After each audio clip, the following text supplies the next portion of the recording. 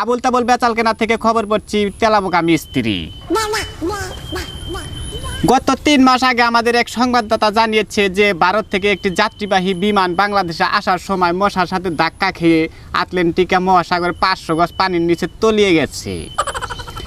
এতে জানা গেছে যে কারো কোনো ক্ষয়ক্ষতি হয়নি, ২ জন আহত হয়েছে এবং ৩.৫ জন নিহত হয়েছেন। যারা আহত হয়েছে তাদেরকে আজিমপুর কবরস্থানে দাফন করা হয়েছে, আর যারা নিহত হয়েছে তাদেরকে ঢাকা মেডিকেল কলেজে ভর্তি করা হয়েছে। অন্যদিকে জানা গেছে যে ৫০০ গজ পানির নিচে যারা আছেন তারা অনেক সুখেই আছেন।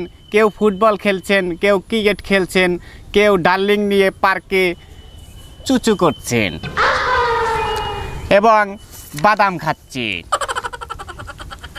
সেলিম মিয়া বাড়ি বরিশাল, সে ঢাকা কোম্পানিতে চাকরি করে, এখন সে কোম্পানি ছেড়ে বেশি বাণীতে চাকরি করেন। অনেকদিন পর বাড়িতে যাওয়ার জন্য সে ছুটি পেয়েছেন, তাই তার ছেলের জন্য সদরঘাট থেকে একটি আইসক্রিম কিনে পকেটে রাখেন এবং লঞ্চে করে যাওয়ার পথে মাঝ নদীতে এসে পকেট থেকে আইসক্রিমটি নদীর পানিতে মিশে যায়।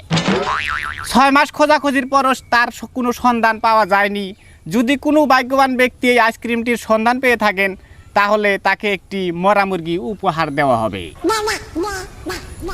আর সেলিম মিয়ার সাথে যোগাযোগ করার জন্য তার মোবাইল নাম্বার হচ্ছে 89028, মাঝখানে ফেমিগন আছে, এটা তার কোড নাম্বার। এইবার শুনবেন মরার খবর। আমাদের পাশের বাড়ির চক্ষু মিয়া পাক্কার মধ্যে ধাক্কা খাইয়া তিনি ওয়াক্কা পেয়েছেন। রিপোর্ট করেছেন কানার ভাই খোরা, আর ক্যামেরায় আছেন মোসাম্মদ নাসির উদ্দিন মিলন। ওয়াক্কা মিয়ার ফার্মের মুরগিরা অভিযোগ জানিয়েছে যে রাতে মশার অত্যাচারে তাদের ডিম পাড়তে অসুবিধা হচ্ছে, তাই তাদের মশারি কিনে না দিলে তারা ডিম পাড়া বন্ধ করে দেবে।